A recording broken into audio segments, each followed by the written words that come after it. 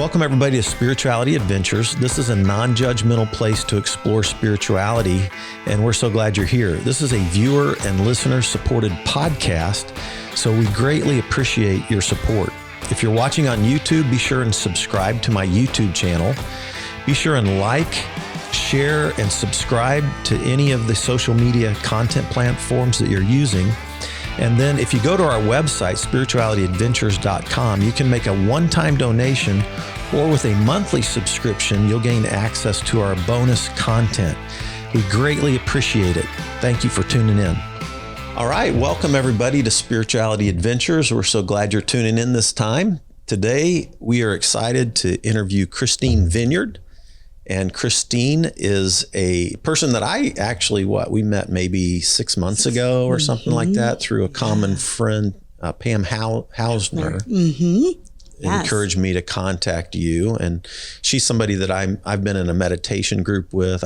One of my early podcast interviews was with Pam Hausner on meditation. Yeah.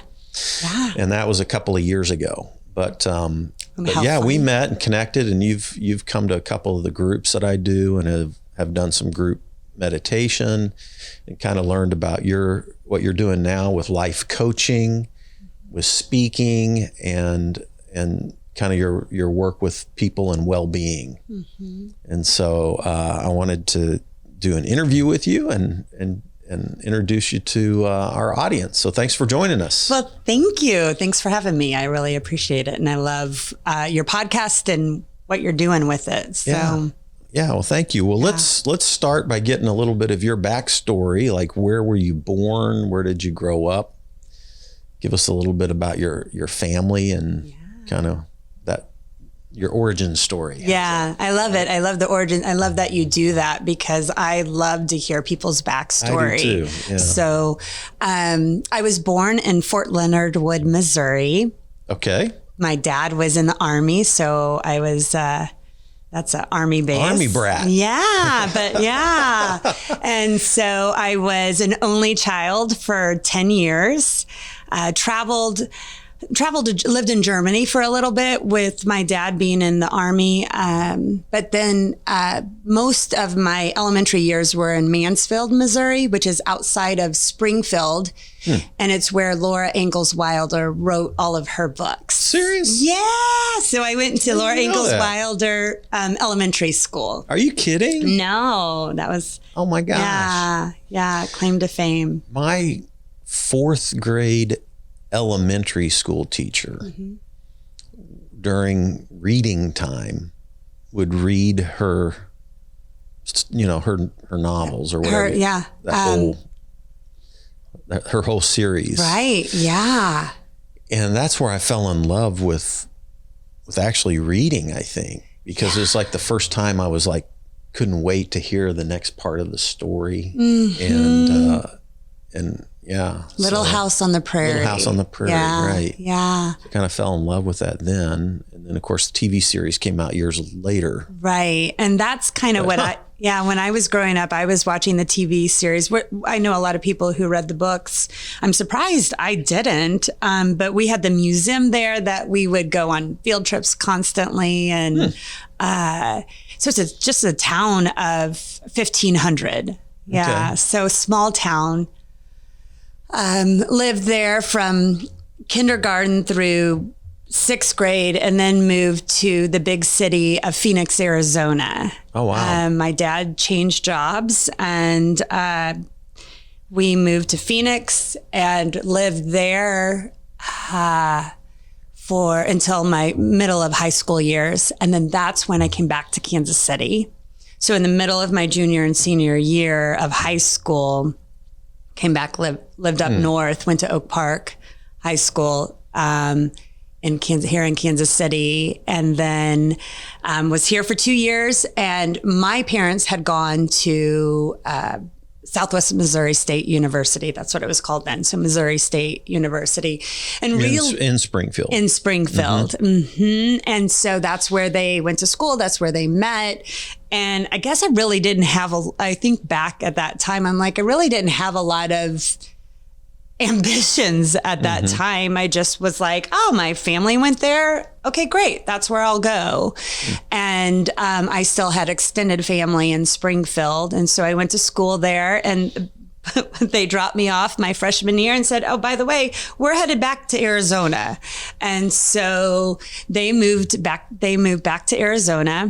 And at that time I had I was 18. I had an 8-year-old brother and a 6-year-old sister. So, okay. Yeah. Wow. So my parents couldn't get pregnant for 10 years after me. Wow. And then got pregnant with my brother and sister. So they moved back to Arizona, and I was here in Springfield, went to school, came back to Kansas City afterwards, decided I want to stay here. I want to build my life here. I met a man that let me ask you something before you keep rolling. Yeah. I want you to do that. But when you came here as a junior in high school, was that a tough transition? Totally. To jump into a high school without the history with the students and relationships and friend base and all that kind of stuff? Yeah, that was really challenging. And when I moved in 6th grade was very challenging. It was actually the last year of my 5th grade. It was the last month of my 5th grade year. And I'll talk about both of them, because when I moved to Arizona, we kind of moved in a not real nice area in Phoenix. And so here I was, little Laura, Laura Ingalls Wilder girl in this small town of everything's, and very. You knew everybody. You had friends. Everything was pretty. I saw kids at the smoking tree, and I was like, ooh, they're bad kids. Yeah. And then moved to Phoenix, where in 6th grade, the kids were smoking cigarettes and lighting fires. And it was a pretty tough area. And I was getting chased with people by knives, and girls taking me to the bike rack and beating the crap out of me. And so was a rough transition. A bit of a trauma. Yeah. And then when we moved quite a few times in Phoenix, so we moved out of that a couple years later into another area, I changed schools a lot. But so by the time you were a junior, how was it even harder or easier to make that transition? It was easy in a way that I'd become comfortable to change and kind of reinventing myself, if you will. Yeah. But I always, the memory that I have is that first day of school of walking into the lunchroom with your tray, and you're like, where am I going to sit? Who am I going to sit by? Because wherever I sit, that's who I'm with. And I had played basketball that summer, so I had met a few people. And, one of those friends, Therese was her name, who said, hey, come sit with us. Right. And it was like, oh, okay, here I go. Yeah. And that is who I sat with. But it took about a year. I always say every move took about a year for me to become truly myself. In that first year, it was always, you're checking out what the groups are and what you can say and what you can't say. And, which is a lot of, if you think of all those moves, that's a lot of years of not really, being your true self, if you will. And so, but by my senior year, I was acclimated. And then it was move on to college. Right. Yeah. So just curious. What did you major in college? I started with criminal justice, which is kind of interesting, but then moved to psychology, then did psychology as my minor and went into organizational communications. Okay. So a little broader. Still not really knowing what I wanted to do. Right. And that's what's really funny. I think that I was thinking about this recently. I use psychology and I use the communications that I went through in every aspect of my life, on a personal level and on a professional level, and and all I ended up doing professionally, I used it. I don't know what I used from it, right? Because it's kind of broader and I don't remember all the subjects, but a lot of it's leadership, interpersonal communication, communication within an organization, media, PR, marketing, and then on the psychology aspect of it, you know, the mental health and well-being. So that's what I ended up, and I graduated and said, okay, now I'm graduating. What am I going to do? Yeah. So why did you pick Kansas City to go? Did you go right out of college to Kansas City? Did you have a job offer, or was it just No, it was, I had moved so much with my parents that I was like, I don't want to leave my friends. And I had I was in a sorority in college. And so I had a really solid group of girlfriends, and half of them moved to St. Louis and half of them moved to Kansas City. Okay. And so I said, I can move to St. Louis, I can move to Kansas City, or I can move to Arizona. And there was a lot of decision making around that time. But I remember I decided I don't want to follow my family. I want to be with my friends this time. Okay. So I moved to Kansas City. And then, of course, you know, a couple of years later, all the friends moved away. The girls, my best friends that I lived with, moved to St. Louis. Okay. But so then it's kind of how I've made my life here in Kansas City. Yeah. And my family in Arizona. What was your first, big job in Kansas City? Back in that day, I went to a recruiter and a headhunter, and they said, hey, we've got this job as an event planner. And I remember saying, that sounds like a good idea. I've always planned all the events with all of my friends and family for all the years. So, okay. And so it was called the Event Group, and it was woman owned with 7 other women who worked with corporations to do their large events. Okay. And so I started out in event planning, and then I went into nonprofit. After that, I worked for the ALS Association, doing event planning and all of George Brett's celebrity golf tournament and his big gala. And then from there moved to First Downs for Down syndrome. Okay. And I was their executive director and ran their buddy walk. I don't know, it's not called that anymore, but it's a walk around Arrowhead Stadium. First Downs for Down syndrome is associated with the Chiefs offensive line. And so I was their executive director. And, you know, all of the moves I always say were heart led. Like it wasn't like I ever had this plan of what I was going to do or where I was going to go, but I've always trusted in what led me to those places. Okay. And, you know, it's just like one thing led to another thing just naturally at a time that it was, time to, when I left ALS to First Downs, it was time to move up, and they were expanding and pulled me on as their executive director. And so, I have always kind of followed that in the work that I do. And I've always loved it because I love, just those organizations, when you see other people that are going through trials and tribulations and you get to be a part of that and make an impact to help their lives, it's a very cool, humbling experience. And so, and then from there I went into corporate. I worked for Lockton companies doing community relations. So Lockton is a local, all of these obviously are local, and Lockton's really big about giving back to the community.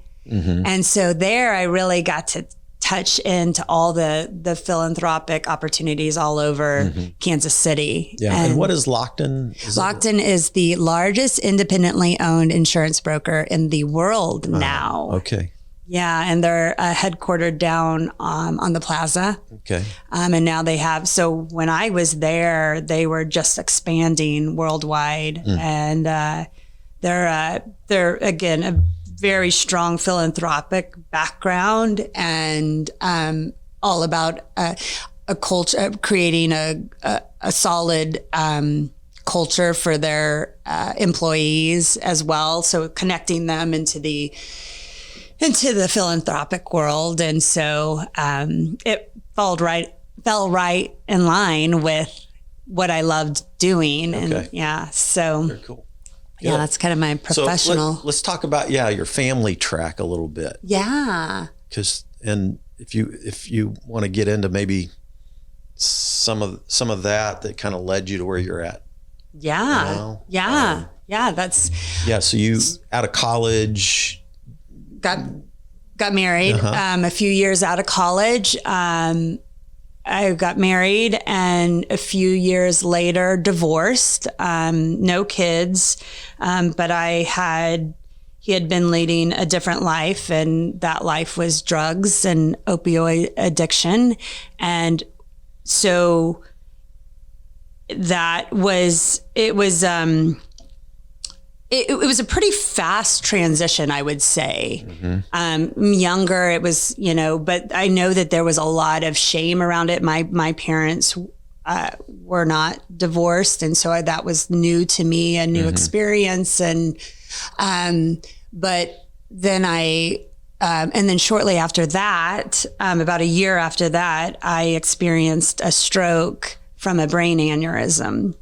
And so that again was one of those things that I hadn't dealt with any kind of adversity like that until it happened. And I think because I would look at my mom had a very challenging youth, and I kind of learned that she was I kind of learned about empathy through her. And so for me, when those things happened, it was like, all right, it happened, move on. I was a naturally optimistic person. So it didn't have a huge impact on me at that time. How did it affect you physically? What was some of the physical? For my stroke. Yeah. So this is really, 'cause you were young. Yeah. So I was 26. Is that just 28. some kind of weird genetic thing or something? Yeah. Okay. So there is a woman, I always forget her last name. Jill's her first name. And she has a TED Talk called My Stroke of Insight. I would highly recommend listening to it. And she is a neuroscientist who had a stroke. I'd like to hear that. Yes. And it talks about her actual experience that she was undergoing. And I just listened. She also wrote a book. And so about 6 months ago, I was listening to her book, and I'm like, oh my goodness, she had an AVM, which is what I had. And it's a arterial venous malformation that caused a stroke.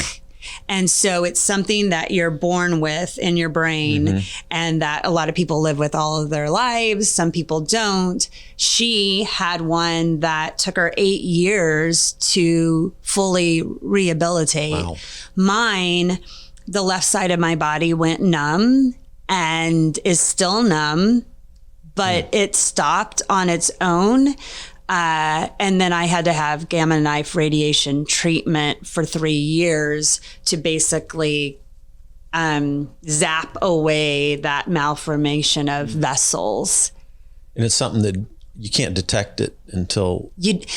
Most people who find out about it, it's like they have a car accident and they have a CAT scan, but you don't know until you have a CAT scan. And what was interesting is I had just done an event and the left side of my body went numb. And I thought, well, that's odd. And I just started watching the clock, and 30 minutes into it, I thought, I'm going to call the doctor. And long story short, the doctors were, okay, we'll get you in tomorrow. And I said, no, I think I should come in today. And then I got in and they checked out neurologically and everything was fine. Sent me to what am I trying to say? to the hospital ICU, and they were kind of like, "What are you doing here?" And I was like, "I don't know." And that's where they found in the CAT scan that there was a brain, you know, like in your late 20s so, or something? I would have been 28. I thought it was 26, but I think it was 28. Okay. Yeah. Yeah. So not common. So numbness, did you have any other other symptoms, I guess? No, but definitely, you know, I think my learning and like it had an effect on my brain more than I know. Especially with the radiation treatment as well. But no specific signs besides that, you know, just the ting. I mean, that was it. Yeah, that's wild. I mean, and you know, I guess the fear if you don't have that, you know, they said you could do brain surgery, or we have this new treatment at the time, gamma knife. And because of where it was located, the gamma knife would be better. It was in the back. And so if you would not have done that, what could happen is it could cause another brain bleed, which could cause another stroke. Right. So that's why you want to get it taken care of. But again, some people can live their entire life and it not happen. But if you hear about strokes, this is what I'm learning, in their 30s or younger, a lot of the times it has to do with that. And that's what I learned from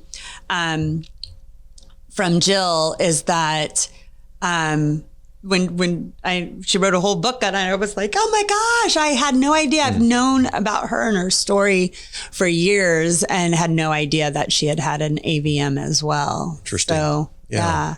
It was one of those things where I was still young enough that I called my mom to say, hey, I'm in the ICU. I had a brain bleed and they're going to keep me here. And she was in Arizona, and she said, okay, I need to get me, like, you're nonchalantly telling me this. So that was like a real quick, you know, combination of adversity at that time. And then so you got married again? Got married again and had my daughter. And then a couple years later, had my first son, who was born still, and which is a stillbirth, if you're not familiar with still. And that was another wake up call. Very unexpected, you know, went into the doctor's office and checkup, and, you know, there is no heartbeat. And so with my daughter on my lap, because I wasn't expecting anything to be wrong. And so gave birth, had to go through the birthing process. And that one really knocked me down. Oh boy. Yeah. And I think that, to me, the biggest lesson there was I had always thought that I had control of my life. And I learned that there were things that were out of my control. And didn't matter, you know, what I had done, how well I had taken care of myself. And I just had never really, at that time, social media wasn't really big. Well, or for me, I mean, I just started on Facebook, so I wasn't familiar with it. I had no clue that could even happen. And so, I was a type A personality, and my way of dealing was, all right, let's get pregnant again. Like, let's waste no time. We have no time for this. We got to move forward in our life. And so about 6 months later, I got pregnant, and was great. I have my beautiful son. So I've got a daughter who's 14 now, and a son who's 10 now. Okay. But I wasn't fully healed, and so he came out into this world as an anxious-ridden child, because I was dealing with a lot of undealt with emotions. from that stillbirth. And so a lot of pieces that came from that was, unresolved depression that I never really paid attention to. I was diagnosed with adult ADHD at that time.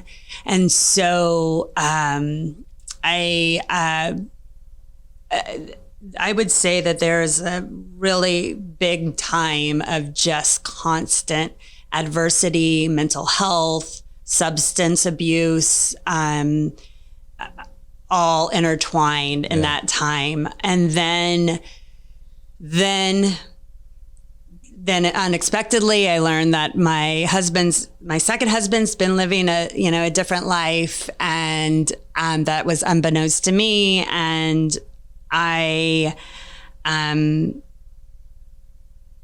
that's kind of what I call my rock bottom and my aha, because it took me down the road that I had to wake up. But first it tore me up a lot. And, it was, we talk about those, you sometimes wonder, how did this not have such an impact? But this did. That's what I felt. Like, it didn't feel like, to me, the one that had to deal with my life, my life or death situation, or the death of, my baby, seemed like those would have been more monumental adversities. But the reality is, it doesn't, trauma doesn't work like that. It doesn't it affects everybody differently and wherever you are in your life. Right. And at that point in time in my life, I was just kind of like, oh my gosh, are you kidding me? Like, I've been,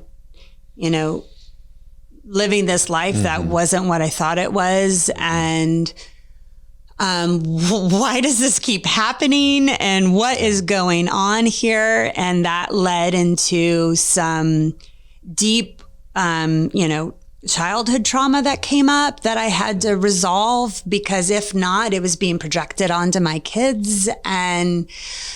But all of that, that all of that, there was this bit of awareness within me that said, you're going to get through this, and you're going to get through this. And when you do, you're going to talk about it. You're going to do stuff with it. Just know that you're going to get through it. But it was, yeah. So your second marriage dissolving, you've gone through several traumas up to that point, but then that one seemed to be like the trauma, the that trigger, kind of blew everything up a little bit. Yeah, it did. And I think it was maybe a combination of the other traumas, but it also was, I felt betrayed by him, by others, and by life, right? Like, basically I felt like I had no say in what was happening in my life. You can feel strong and feel like, okay, I can move forward. And it felt like I had no idea. I didn't know who I was. And at that time I hadn't been working either. And so I was, at home working with my kids. I was a stay-at-home mom. And so I really lost who I was. I mean, everything that I ever wanted, the dreams that I had was to have a family. And so that wasn't an option, and I didn't know what my life looked like. Right. And so, and that, it's not anything I had control over, right? Like, when it happened, what happened afterwards, the aftermath of the divorce and all of that was, I always say now, it's in my favor.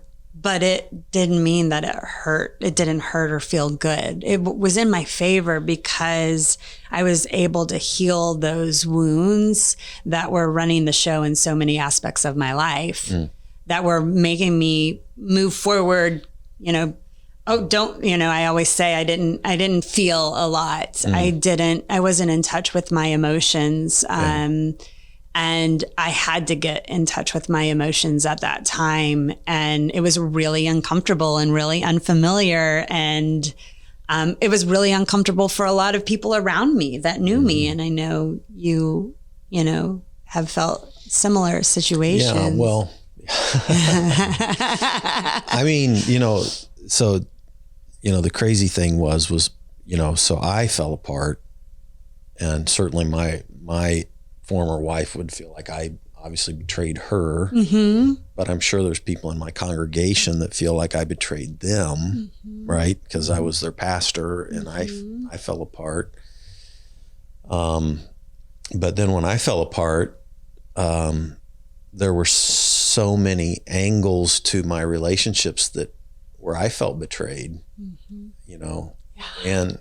and then even felt betrayed by God, even. Like, I mean, it literally, like, I didn't know who I was anymore. Like, I felt totally lost from, like, who is Fred? Who is God? Is there a God? Who am I? I was humiliated because my most embarrassing failures had been played publicly around the world, actually. On news releases around the world. And I just wanted to crawl the hole and die, like literally, because I was just so ashamed and so embarrassed and so disoriented. And I had no clue how to put my life back together again, except, I got in a 12-step program and started with that, started with sobriety. And then a friend sent me a book by Richard Rohr called Falling Upward. It's such a great title, but the book is really, like, I recommend it to anybody that's gone through something like what you're describing, or something like what I went through, because it really talks about how our lives can just completely fall apart, and then how in the midst of that we can fall upward. We can start trying to put it all back together again. Take some of the good, dismiss some of the stuff, heal, and then hopefully begin to help others, which is what I love about your story, because you not only started doing the work that you needed to do for your own healing, but then you've started to help others through that as well. So let's talk a little bit about that. Like, what did you find were the helpful things to help you heal? In the midst of that betrayal, in the midst of the trauma. You started doing work with. What were some of the things that really helped you at that point? I mean, that was when I was introduced to mindfulness. I had some treatments, EMDR was one of the biggest treatments, because I was experiencing post-traumatic stress. And so I was running at a hypervigilant state. Right. And what's interesting is I was going through my coaching certification when I was running at that hypervigilant state. Okay. And my first coaching certification is all around our mindset and our thoughts. And so it was really beautiful, because I was able to go, all right, I see my thoughts, but my body is actually telling me something different. And the great book that I always recommend is The Body Keeps a Score. Oh, I haven't read that. Van Kemp. I won't even try to. It's how our body stores trauma. Yes. Yeah.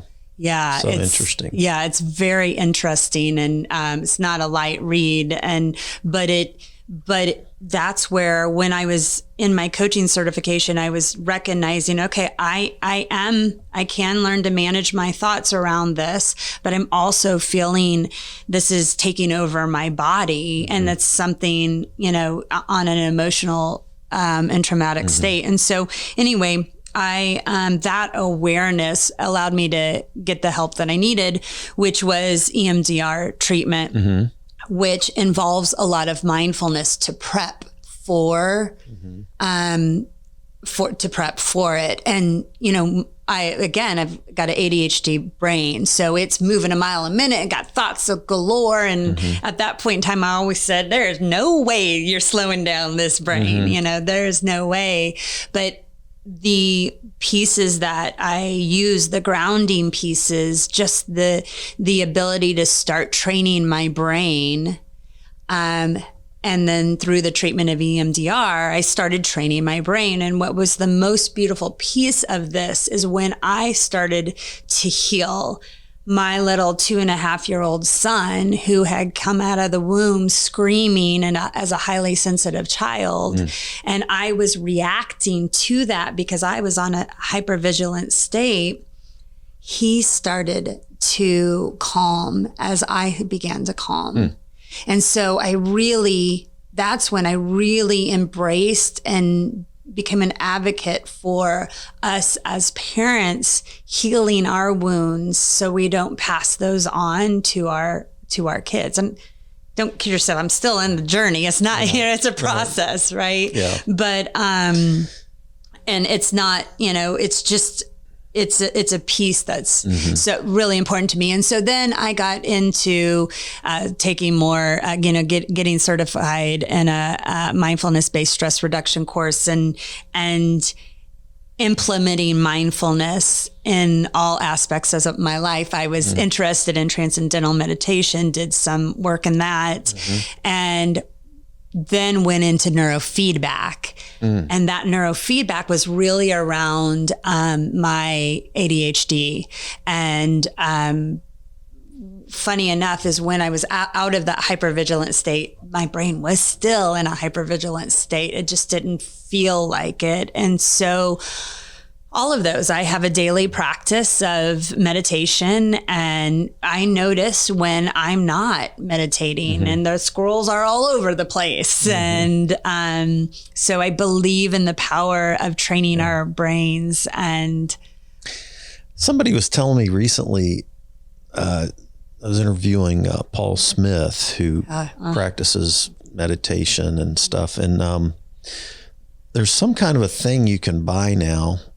I heard you guys talking about it. It was the Muse. Yeah. And it's funny because I looked it up.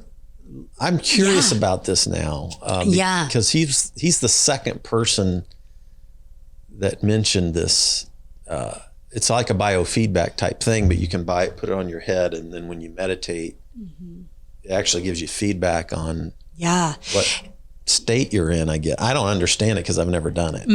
I'm not real familiar with it, but I'm also, because I was looking at the M wave, which is more of I don't know if you've heard a lot about heart math, but it's the heart coherence. And so it's kind of that mind-heart connection, which I'm really passionate about as well. And so I think they're very similar, but I've also, it's been one of those things that I've thought, I just want to try it, but I haven't yet. But any of these pieces that can help you along with it, once I started to get more into meditation, I was going to the School of Metaphysics, which is downtown area, plaza area. And they had me staring at a candle flame, and you would stare at that candle flame and write tally every time that you would have a thought, because you were supposed to just be staring at that flame. And so, I'd be tallying. Yeah, right. How many? Wow, I got to turn the page. Oh, wow. But those are all ways. There's so many pieces out there that can help us, but it is something that you have to do on a consistent basis. That's training it. But there are so many tools that are helpful for it. Yeah.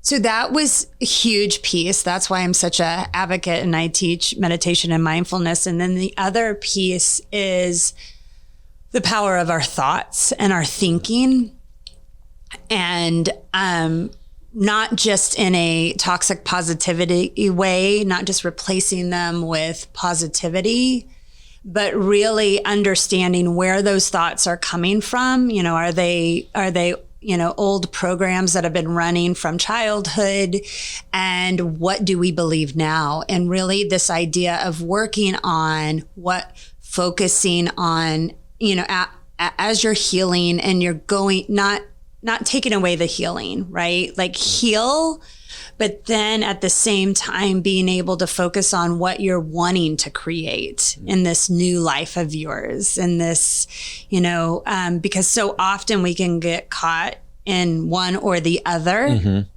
right? And we're never healing. So we're just carrying those wounds on, and we're only looking to the future, or we get so caught up in the healing process that we're not growing because we're constantly deep diving into the healing world.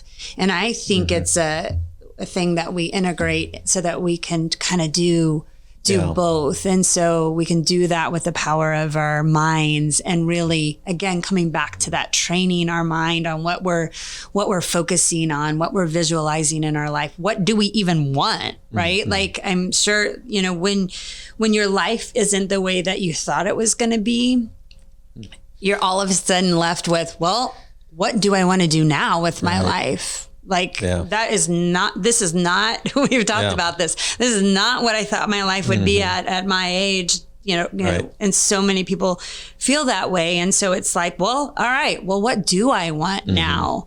And it's a lot different than what I used to want. I mean, there's a lot of changes that have happened, and I now am at a place that I am building a life that's then I'll go into that's better because of what happened to me.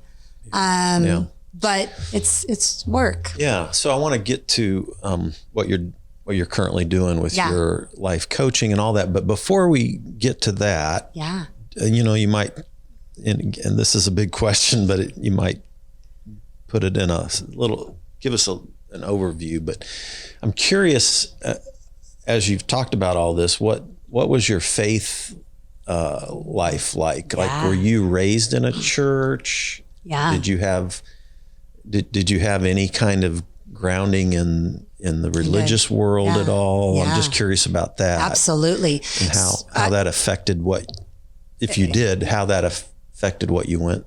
How did that play into what you went through? What was your faith like? So I was raised Methodist. And when I lived in Mansfield, then and my mom, Presbyterian background. So my mom's very traditional,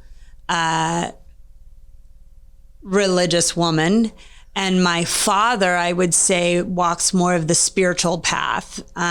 So through all of the times in my life, my mom's always sent me like postcards or readings from the Bible. Okay. Right.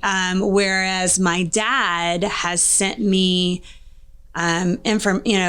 mindfulness and spiritual divorce through, and Deepak Chopra. And so I see. It's so interesting, isn't it? Yeah. And so now, then when I moved to Arizona, we never really found a church, but there was something that always called me because I had a good friend who was part of a Scottsdale Christian Bible church. And so I went to the Wednesday night church group with her. And then fast forward to college, I actually have a friend who was an elder at that church. Really? Yeah.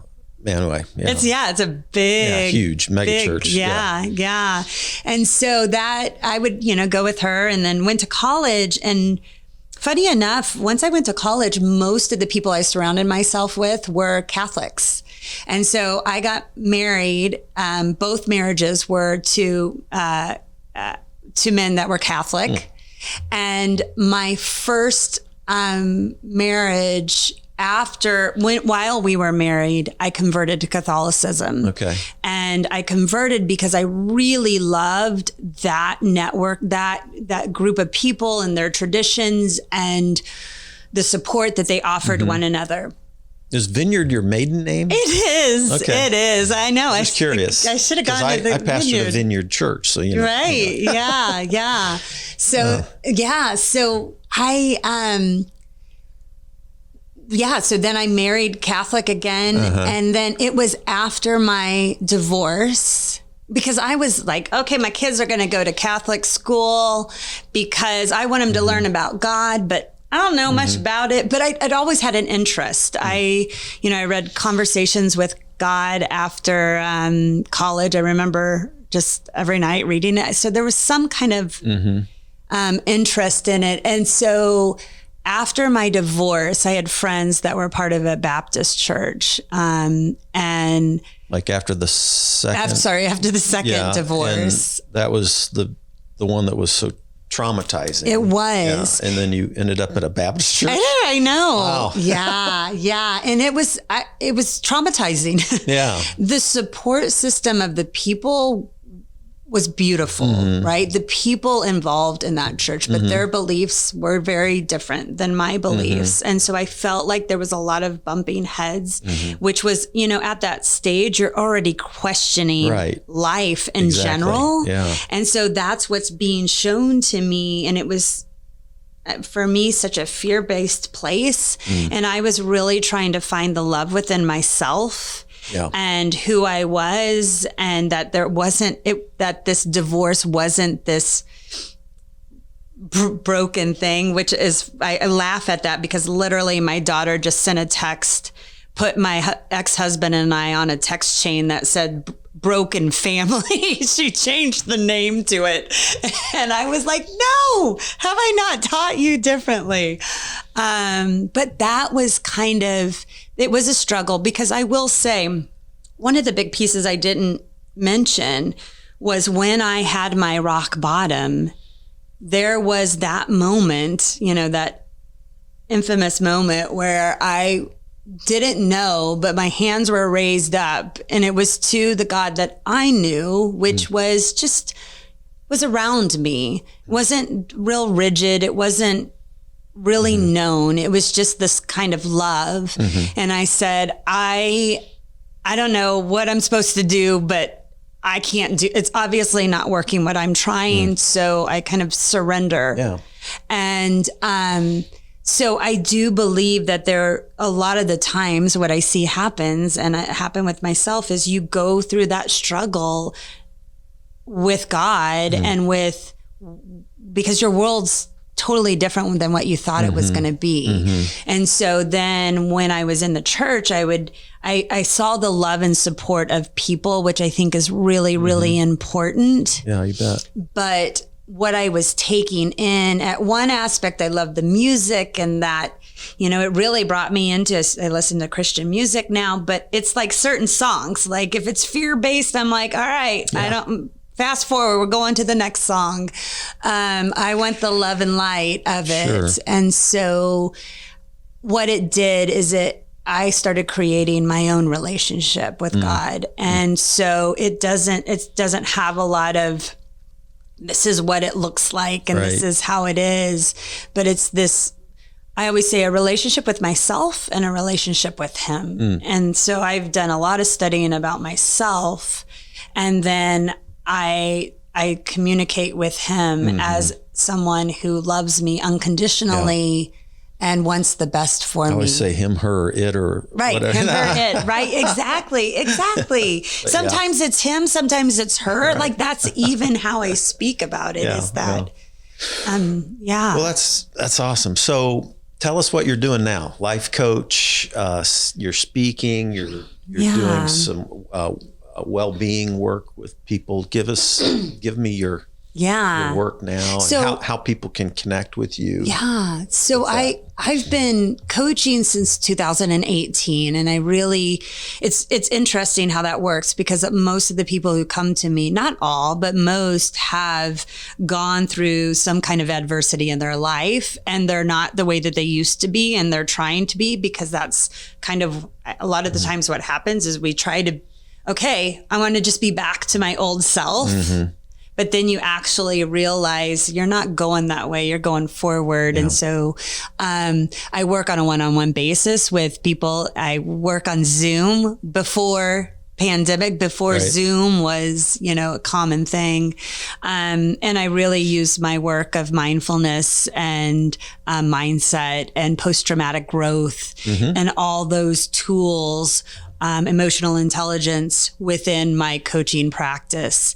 And then most recently, I've added in, because I've done workshops along the way, mindfulness workshops, mindset workshops, empowerment workshops, but now I'm really getting into keynote speaking and just trying to reach people at a larger scale. I do have a podcast, and that's kind of been on a little bit of a hiatus as I've kind of said, what direction am I going to head now within this? And speaking has been something that, I've experienced throughout my life and saw myself when I was younger a little bit, but then never really thought any more about it.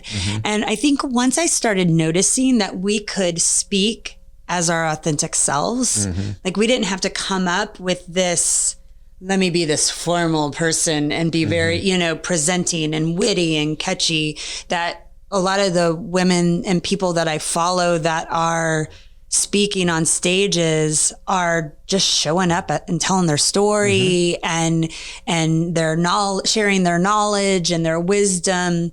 And once I saw that, I thought, okay, that clicks for me. Yeah. And so that's another new area that I'm venturing into. Just things that I never, ever thought of before in my life that I'm doing. I'm taking an improv class right now. Nice. Never in my wildest dreams. I'm not really funny. So when I got in, I thought, I forgot about that. I have such respect for improv people. I had a friend who, there used to be an improv club down in the River Market area. Oh, okay. Years ago. Had a buddy who did that, and he had studied comedy and did improv. And actually, when we started making our own videos at church, and he was one of the first guys that we worked with. This was in the 2000s, and we made some really, like, now they were cheesy then, they're even cheesier now. But they're kind of funny. They're out there floating around somewhere. They are. Yeah. Oh, you have to Google it. Like Fred's Day Off. And just silly things. But yeah. But awesome. Yeah. So what's your website? How do people connect with you? Yeah. Currently it's ubwellstudio.com, but I'm in this rebranding. The letter U, the letter B, Well Studio, WELL. Okay.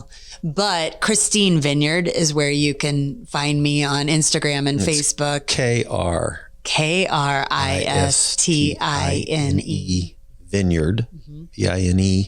VINEYARD. Yeah. I was always amazed how many people wanted to say vineyard. That I know. It is funny. Yeah. It is. Vineyard is, and that's how I say it when I'm telling people it's vineyard, because that's, helps them spell it out. Yeah. Right? But I love that name. They'll leave the E out if they, if they go with vineyard. Right. A lot of times. Exactly. So that's why I always thought, why didn't I go to the Vineyard Church? Because it made sense. I mean, I did visit you once. Yeah. But yeah, it's a good name. Yeah. I've always liked the imagery of the vineyard. There's in both the Old and New Testament, it's used as a metaphor. It's like in Isaiah, there's this passage, sing about a fruitful vineyard, and that was kind of where the Vineyard group of churches name came from, was this Old Testament. But then Jesus talked about, I'm the vine and you are the branches, if you abide in me. And so this whole chapter, John 15, uses the imagery of the vineyard and the fruit, and we bear fruit if we abide in the vine, so. Right. So it's like feed the vine and so I always love studying vineyards and just how vineyards are cultivated and the work that goes into the pruning, all these different. So all of this is used in both the Old and New Testament, because you're dealing mostly with either agricultural societies or like shepherds and herders and people, working with animals. So people knew that those imageries so well. Yeah. So that's why so many of Jesus' stories are, agricultural based or, those kind of things. Well, it's almost like it's like that, analogy. You can see that you're familiar with what that looks like a little bit. And I think of it, a lot of the time in our personal growth and our healing, we're tending to our garden, right? And so you're planting new seeds in this new phase of your life, and you're watering and you're taking care of it. And so, those vines, you want to nourish it and feed it well so it can prosper and grow, and you prune it. And so anyway, there's a lot of great stuff there. Yeah, I love that. So Kristine Vineyard.com. Yeah, that one will be the new one up and come. It'll get you the new website. Yeah. And then I also have a podcast, which is called Better Because of It. Better Because of It. It's just Better Because of It. Better Because of It. Okay. And really, it's about using your adversity, using your struggles as a catalyst to become better, to create a life better. And so for the first season, it was all about really the tools: emotional intelligence, mindfulness, positive psychology, mindset, growth versus fixed, all the tools that I teach on it. And now I'm gearing up to where I'm having guests who share. I've always loved people's stories. I love reading. A lot of the books that I read are about people's adversity. I'm one of those, crazy people that's like, they had a really big adversity. I want to hear about it. Yeah.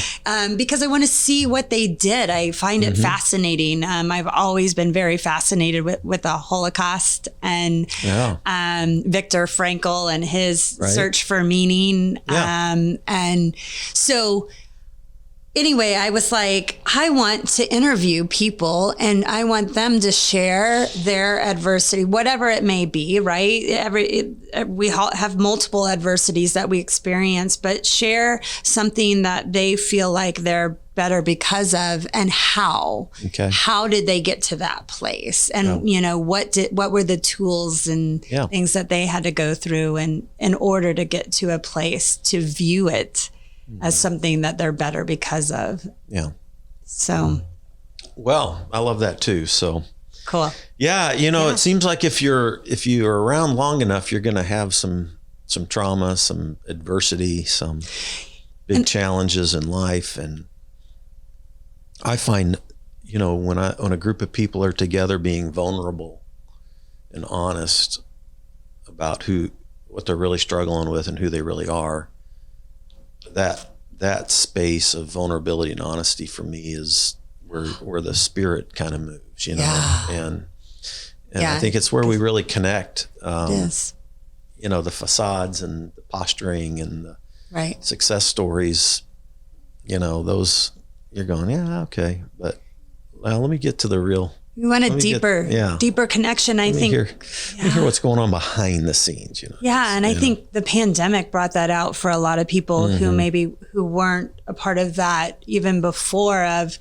I want deeper, more meaningful conversations. This is what we're experiencing. And I think my thing is I just want to normalize pain and struggle and adversity and normalize that it happens. It doesn't have to take over your life. My grandmother, before I knew her, committed suicide when my mom was 11.